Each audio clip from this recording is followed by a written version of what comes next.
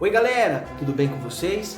Eu sou o João, seja muito bem-vindo ao Desafios de Clio e hoje a gente vai falar um pouquinho sobre a situação de Portugal após as invasões francesas e como é que essa situação impactou o nosso processo de independência.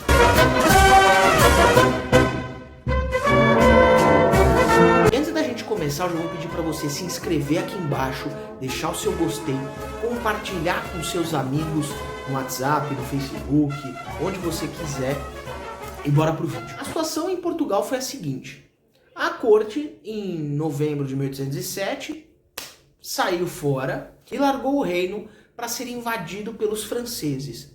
Os ingleses vão auxiliar os portugueses no processo de expulsão dos franceses, isso já em 1809, ocorre o fim da ocupação portuguesa, e instala-se uma junta governativa que iria governar em apoio ao rei de Portugal, que estava no Brasil, mas que ia governar e auxiliar o reino até o retorno do rei. Essa junta ficou sob controle do marechal William Beresford, e com a entrada da junta militar, os ingleses também invadiram Portugal. Então, com produtos, comerciantes, juristas, militares. Então, Portugal virou praticamente um protetorado inglês, enquanto o rei estava aqui no Brasil se reestabelecendo, mantendo a sua cabeça no lugar e a sua coroa absoluta.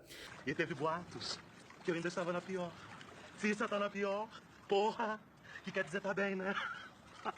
Como consequência, os portugueses começaram a desenvolver uma certa insatisfação com relação aos ingleses, e como consequência dessa invasão inglesa em Portugal, você teve um aumento expressivo dos preços e você começou a ter sintomas de uma crise econômica muito forte. Como consequência também, os portugueses também se ressentiam que o rei permaneceria, mesmo após a queda do Napoleão em 1815, permaneceria no Brasil. Nesse verão resolvi fazer algo de diferente. Ficar na minha cobertura, no Leblon, tomando meus bons drinks e dividindo com vocês esses momentos meus. Em 1817, essas forças tentam dar um golpe para retirar o Beresford do poder. Ela é sufocada, mas você cria-se uma junta para retirar o Beresford, ele acaba saindo, e essa junta estava ligada à burguesia, aos nobres que não fugiram, que é aquela nobreza mais provincial, que não fugiu com a corte, e os clérigos. Esse movimento de oposição se reunia na cidade do Porto e formou-se um movimento chamado Sinédrio, que vai organizar e vai começar a discutir as pautas liberais. Vamos instalar uma monarquia constitucional, o rei só vai mandar no executivo, o rei tem que assinar a Constituição, ele é um homem como os outros. E também o Sinédrio vão surgir as primeiras ideias de recolonização, que talvez na prática seria meio impossível pelo tamanho da colônia, as transformações que estavam acontecendo e principalmente o tamanho populacional de Portugal, que não teria chance de retomar esses territórios e tomar o controle. No dia 24 de fevereiro de 1820, estoura a Revolução Liberal do Porto. Essa revolução vai espalhar esses valores liberais, vai ter esse apoio popular por conta desse cenário de caos. A ideia deles era o fim do domínio político e econômico dos ingleses no reino, elaborar uma constituição aos moldes liberais, obrigar o retorno do rei e o fim dos privilégios da nobreza e do clero. Essas ideias vão se espalhar, se instalam as cortes, que eram justamente as cortes que estariam debatendo a formação dessa constituição, e as cortes liberais vão começar a pressionar o retorno do rei. As cortes vão querer a manutenção do mercantilismo e também incentivaram a manutenção do pacto colonial. Mas não existia mais pacto colonial, já tinha comércio a rodo, os ingleses já tinham invadido o Brasil, estava uma zona. Então como é que você vai ter o retorno do pacto colonial? Então esse pessoal lá nas cortes não estava ligando muitos pontinhos. E no ultimato, né, o rei vai ser obrigado a retornar, e ele parte em 1821 para Portugal com uma parte da corte, e antes de partir, mais uma vez, Dom João vai rapelar todo o dinheiro que você tinha no Banco do Brasil. Todo o dinheiro que tinha no Banco do Brasil. Então, com isso, então, o Brasil já começou como um país falido, porque você não tinha dinheiro em caixa. O dinheiro que tinha já tinha ido embora com o rei. Veja bem, se não tem que mandar matar uma desgraça dessa. E ele, antes de partir, ele deixou o seu filho como príncipe regente, mais uma vez, uma vigarice do Dom João, porque se desse problema na Europa, ele ia pegar as marinhas dele e voltava aqui pro Brasil. Então ele deixa o Dom Pedro como regente, ele já era casado com a Dona Leopoldina, que veio da Áustria. Diz a lenda que ele disse a frase para o Dom Pedro: eu prefiro deixar nas tuas mãos, meu filho, do que deixar nas mãos de qualquer um destes aventureiros. E por essa frase o pessoal especula que ele estava se referindo às rebeliões que estavam acontecendo na América Espanhola e à fragmentação que já estava acontecendo entre os países da América Espanhola. E até porque ele também tinha medo para isso, porque 3 anos antes eles tinham sufocado uma rebelião lá em Pernambuco. Então Dom Pedro fica como regente e o Dom João retorna para Portugal. Ao chegar em Portugal, ele é obrigado pelas cortes a assinar a Constituição. Isso marca o fim do poder absoluto dos reis. Só que isso, de novo, não significa que as pessoas vão esquecer esse poder de uma hora para outra. As ideias absolutistas ainda eram muito fortes na família dos Bragança, que era a família do Dom João VI, e isso vai ter um desdobramento aí tanto em Portugal, ali nos anos seguintes, como no Brasil nos anos seguintes. Em 1822, no início do ano, antes de ser aprovada a Constituição, as cortes lá em Portugal começam a pressionar o retorno de Dom Pedro. E, segundo a lenda, as elites ali no Rio de Janeiro fizeram um abaixo-assinado, entregaram pro Dom Pedro, e ele estava relutante por retornar ou não, e que, segundo a lenda, aquela carta tinha dado uma força, era o apoio de 30% da população apoiando ele. Mentira.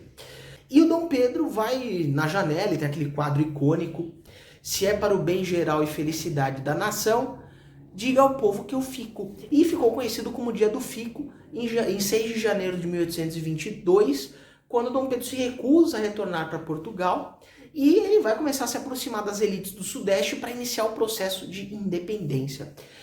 Parte também do processo de independência foi auxiliado pela Dona Leopoldina, que via o Brasil como uma potência a caminho, e o Dom Pedro estava muito mais preocupado com as suas amantes, né? Ele já tinha se casado por procuração quando ele estava aqui no Brasil, e ele tinha as suas amantes. Isso era um problema muito sério. Terão 2 projetos. Um desses projetos vai ser apoiado pelos comerciantes, os altos funcionários públicos e os latifundiários, que mantivessem 2 coisas que já estavam na colônia, que já vinham desde o processo da colônia: o sistema de plantation e a manutenção do sistema escravista.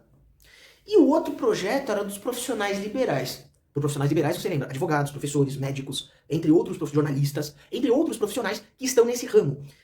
O baixo clero e a pequena burguesia apoiavam a formação de uma democracia e o fim da escravidão, com a autonomia regional. E esse ponto é muito importante, que vão elucidar as discussões durante o período do Império, principalmente o primeiro Império, ali até a Regência. Você vai ter essa discussão sobre a autonomia das províncias.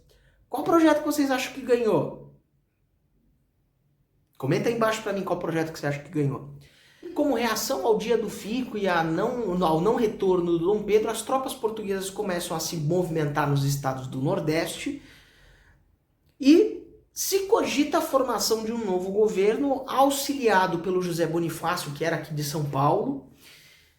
Em junho se convoca uma Assembleia Constituinte e se inicia o processo de rompimento. Dom Pedro estava a caminho de São Paulo, estava viajando, subindo a serra, e quando ele chegou aqui em São Paulo, a independência já tinha sido assinada pela Dona Leopoldina, e conta-se que no dia que ele chegou aqui em São Paulo, no que seria o quadro do Grito de Ipiranga, ele não estava muito bem de saúde, ele tinha abusado muito da bebida, da comida do dia anterior, então o bicho estava meio zoado. O Brasil inicia o seu processo de independência ali em 1822. E por que inicia o seu processo de independência em 1822? Porque nos estados do Nordeste, eles lutaram até 1824 contra as tropas portuguesas. Inclusive com apoio de tropas vindas aqui do Sudeste, porque parte do Nordeste não queria que tivesse a independência, só que os portugueses tinham uma maior presença militar na parte Norte e Nordeste. Então a Bahia, Pernambuco, Alagoas, Rio Grande do Norte, o Ceará e todos esses estados que hoje são Nordeste, eles passaram por um processo de guerra de independência. A gente tem que parar com essa visão aqui de o Dom Pedro foi lá no seu cavalo. O cara estava passando mal, ele não subiu no cavalo e nada do gênero. Aquele quadro é fake. Não foi só essa história bonitinha que se conta aqui no Sudeste, que o cara foi lá, assinou a independência, levantou a espada no riacho e acabou a história. Não! Você tem um processo que vai durar até 1824 nos estados do Nordeste e Portugal só vai reconhecer a independência depois que o Brasil pagasse um processo de indenização para Portugal. Essa indenização vai ser paga em 1825 com dinheiro de quem? Isso mesmo, dos ingleses, porque o Brasil não tinha verba nenhuma, nem para financiar sua guerra de independência, nem para pagar a indenização, eu não sei por que indenização, e o Brasil já começou um país endividado por conta dessas várias questões. Então é isso, gente. Eu agradeço vocês por terem ficado até aqui. Deixe o seu like, compartilha com seus amigos, e é isso. Dúvidas e desafios, chama a Clio.